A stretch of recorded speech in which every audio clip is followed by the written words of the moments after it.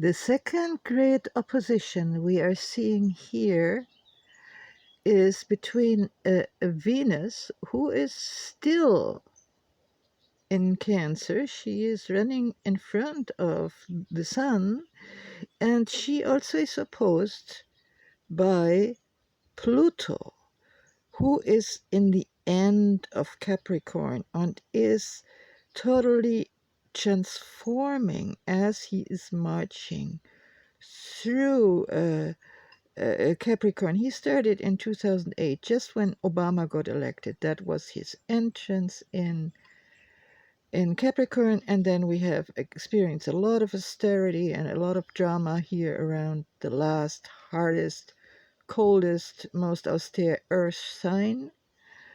Um, and Pluto is now at the end, but still very heavy in transforming. And it's also the sixth house, the house of labor, the house of service, of this is the Virgo equivalent to the Virgo is the sixth house. So Pluto is here and is opposing lush, beautiful, motherly, and very warm and very sensual Venus, with beautiful big breasts and just a lush lady in Cancer. And so at that particular day, I want to warn everybody, be careful of domestic violence. Be careful of violence there's also an emotional and mental violence. It mustn't also be physical, but beware of power games at that particular full moon, because that is possible. Yeah, there is right now, there is such a fear by a part of the male humanity.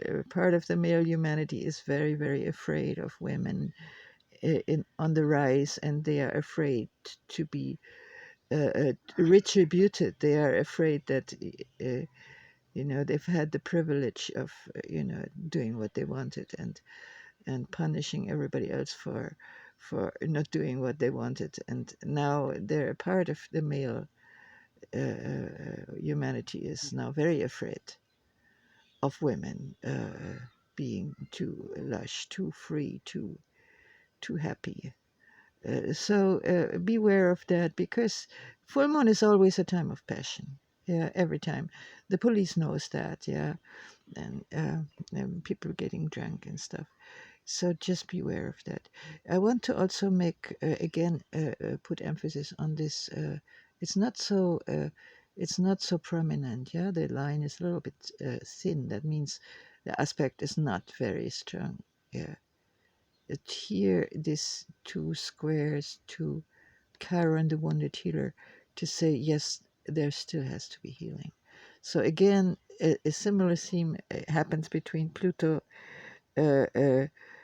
violently, violently um, representing the father world that doesn't want to bulge against, doesn't want to lose any kind of privilege. So, and then that is so interesting that we're living here in Hawaii, on the Hawaiian island, falsely called the Big Island, near the Mauna Kea, that we have this. Every time I observe it, every full moon, every new moon, there is a certain axe of between the ascendant and the descendant, where we have the part of fortune here. And right now it is on one side we have Saturn, and on the other side we have Mars, and Mars is now in Leo, and it's still in the 12th house, which is equivalent to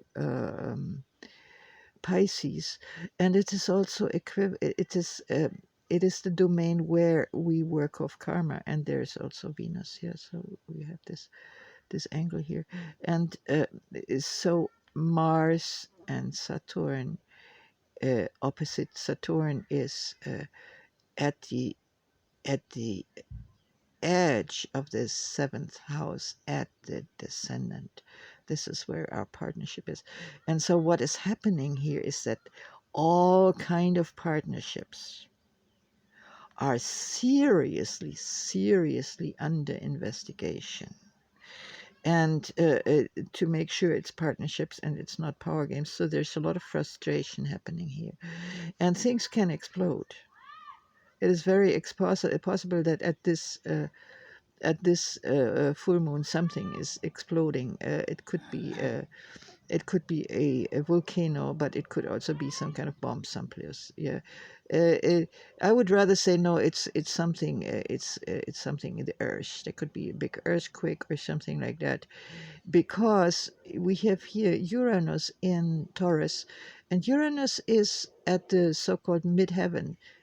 MC stands for medium curly, and medium curly is Latin for midheaven, and that's like the 12 o'clock noon highest point of the sun.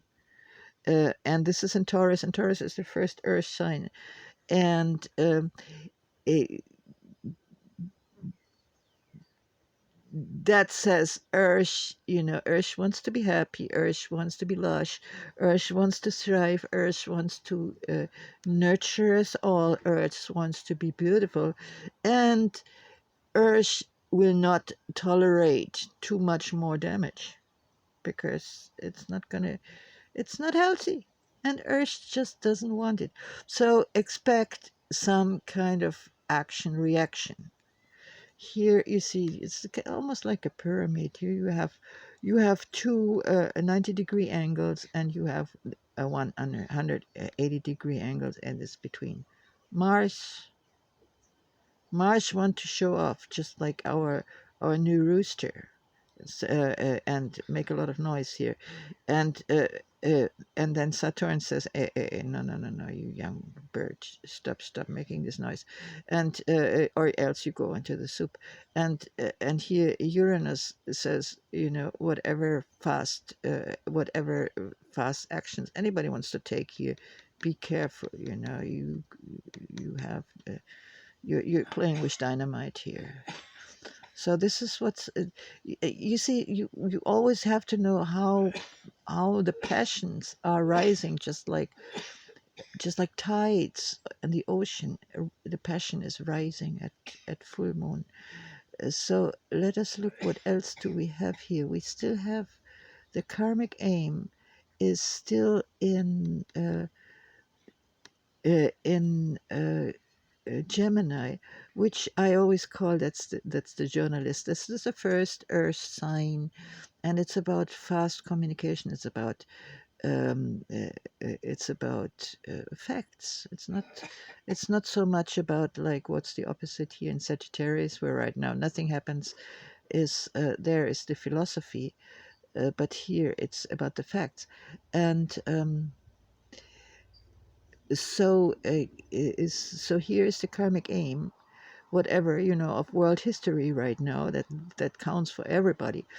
And here the it's about intellectual understanding. Just look at the facts. Sometimes we don't even know what the facts are, because this every statistic, everything is so polished in a certain way to fit certain people, that sometimes we don't even know what is true and what is not. um, so I want to show another mediator, just like here Jupiter is mediating between the Sun and the Moon.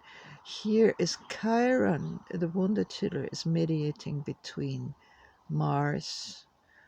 Like, this is kind of a young man, the Sun, and he wants to go out and do good, and he cannot. He's held uh, uh, almost like in chains, and here by Saturn. And Saturn says, no, no, no, no, no, no. Here, don't show off. Don't go out by yourself. Uh, uh, uh, we have the greater plan here, and it is a slow plan. And don't expect fast changes.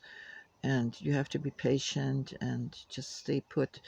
And Mars just don't want it. And so here. Chiron in the Ram in Aries says, "Don't be impatient.